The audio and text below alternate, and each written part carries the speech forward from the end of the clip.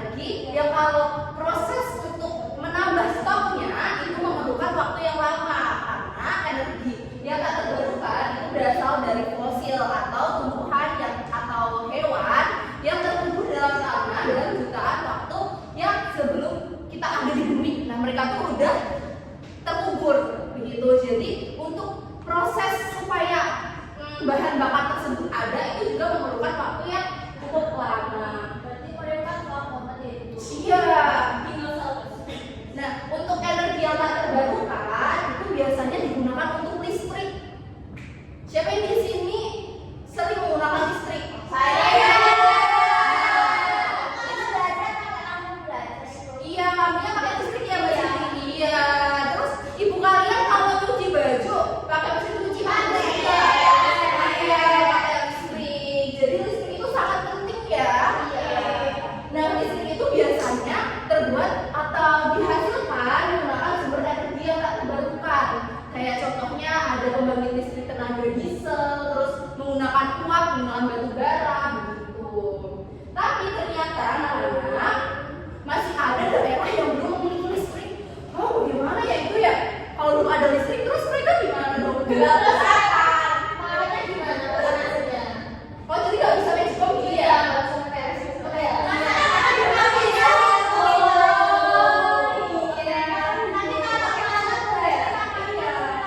Iya, jadi kalau nggak ada listrik, kasihan mereka.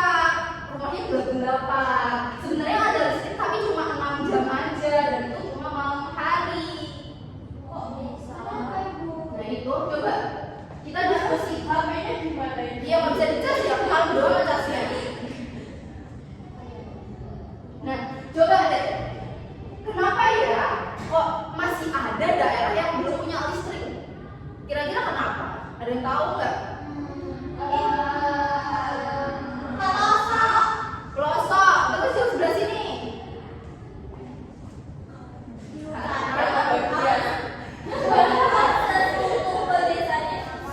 Oh, terus ya, terus apa lagi? Akses. Apa? Karena pemerintahnya kurang kasih ini apa sih?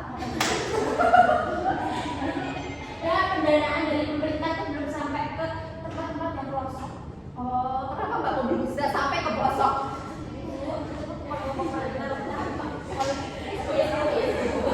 Nah, jadi itu bisa ya karena akses jalannya yang susah. Berbeda dengan kita yang ada di Jogja, kan itu jalannya udah ya aspal, rumah itu nggak ada tiang. Iya, tapi jalannya udah bagus dibanding dengan yang ada di pelosok. Coba kalau yang di pelosok yang kayak di Papua gitu, itu kan jalannya udah apa ya, belum baik. Terus habis itu tanahnya biasanya nanti letak geografisnya itu bisa mempengaruhi juga, kayak semisal mudah longsor. Misal nih ibu pasang tiang misal di sini, tapi belakangnya gunung-gunungnya itu bisa longsor atau tanahnya itu bukan tipe yang kokoh gitu. Nanti semisal dia jatuhin tiangnya, dia longsor terus kena ke tiangnya, dan tiang itu kan bisa jadi iya, terus habis itu kalau misal jatuh bisa membahayakan makhluk yang ada di bawahnya. Dan selain itu juga yang kayak dikatakan oleh Mbak Raisa tadi itu berhubungan juga dengan politik. Dan nanti anak-anak bisa tanya ke orang tuanya juga ya untuk lebih dalam hubungan listrik.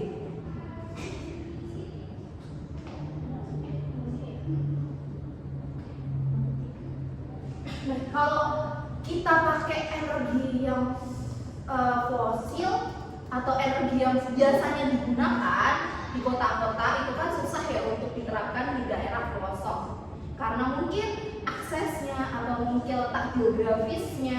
Nah, kira-kira apa yang bisa gantiin energi fosil tersebut di daerah-daerah yang ada di pelosok?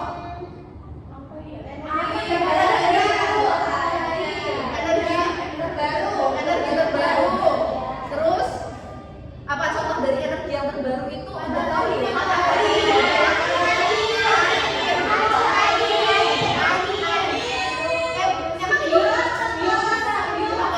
Berarti ada cahaya, air, terus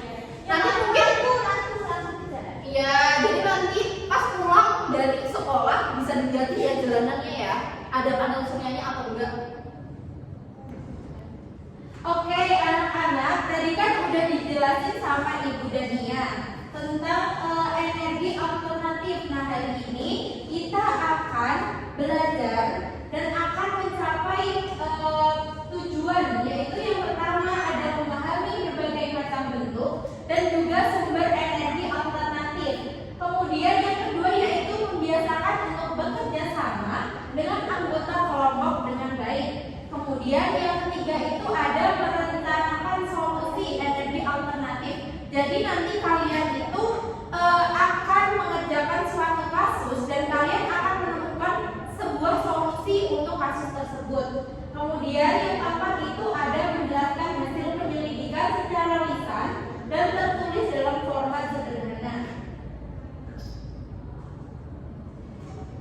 Nah, yang pertama yang sudah dijelasin sama seperti Ibu Dania tadi, ada energi terbarukan atau alternatif. Nah, energi alternatif itu apa sih? Ada yang udah tahu belum tentang energi terbarukan atau alternatif? Ada yang bisa jawab? Coba. Mbak Dania coba. Apa itu energi terbarukan? Energi terbarukan itu dari alam, sama kayak energi yang nggak terbarukan, tapi dia itu lebih mudah untuk diperbaiki karena dia pakai hewan sama tumbuhan yang tertutup. Oke, betul sekali. Kalau tumbuhan atau hewan yang terkubur itu kan dinamakan apa tadi? Fosil. Nah, fosil itu energi yang tidak dapat terbarukan. Nah, kalau energi terbarukan ini merupakan sumber energi pengganti fosil atau hewan maupun tumbuhan yang terkubur itu tadi. Nah, energi terbarukan ini itu berasal dari alam dan juga dapat diperbarui. Nah, energi terbarukan ini juga lebih ramah lingkungan dibandingkan seperti bahan bakar fosil itu dan tidak menghasilkan polusi yang berlebihan. Nah, kemudian ada sumber energi terbarukan atau alternatif. Nah, sumber energi terbarukan ini merupakan sumber energi yang tidak akan habis dan pasti semisal habis yaitu akan tersedia lagi gitu. Nah, contohnya tadi kayak yang udah disebutkan. Nah, yang pertama itu tadi ada apa? Matahari. Kemudian yang kedua angin. Yang ketiga Biomasa. iya betul. Nah, biomasa ini apa sih? Mbak Dania tahu nggak apa itu biomasa? Nggak tahu, tapi pernah dengar. Apa itu? Aku lihat itu waktu itu bapakku nyetel TV kan dulu.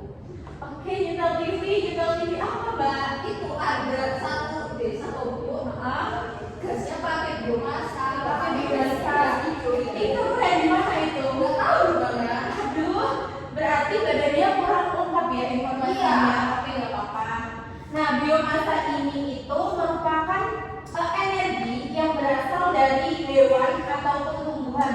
Nah, caranya itu gimana sih? Nah, biomasa ini itu diolah bisa dengan pembakaran langsung. Nah, ini ada contoh penggunaan energi alternatif. Nah, misal di sini ada energi matahari. Kemudian yang ini apa? Tahu nggak? Energi matahari. Nah, misal ini ada energi matahari. Kemudian energi matahari ini mengaliri panel surya, jadinya jadi energi apa? Betul. Kemudian ada energi gerak. Di sini ada apa ya? Angin. Nah, di sini ada apa? Angin. Nah, semisal ada angin terus mengenai kincir, nah jadinya energi apa? Kincirnya nanti berputar ya. Betul Mbak Nita. Kemudian yang ketiga ada energi air. Nah, energi air ini dapat diubah menjadi energi Nah, di sini energi air ini mengenai turbin yang ada di bawah itu, di bawah golongan ada, betul. Nah, yang kedua apa? Iya betul. Iya betul Mbak.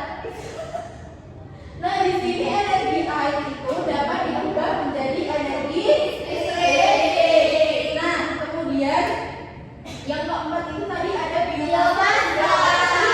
Ada di omongin sama Mbak Dania. Itu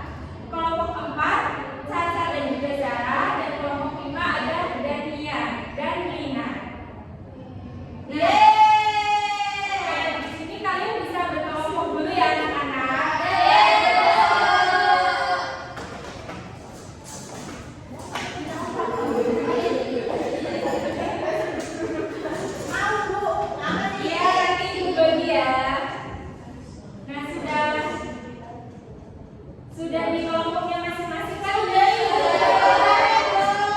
Nah, jadi di LKPD itu nanti kalian akan menyelidiki daerah di Indonesia yang belum memiliki listrik. Nah, tugas kalian itu mencari tahu potensi alam apa yang bisa dimanfaatkan dan juga menentukan solusi energi alternatif terbaik ya.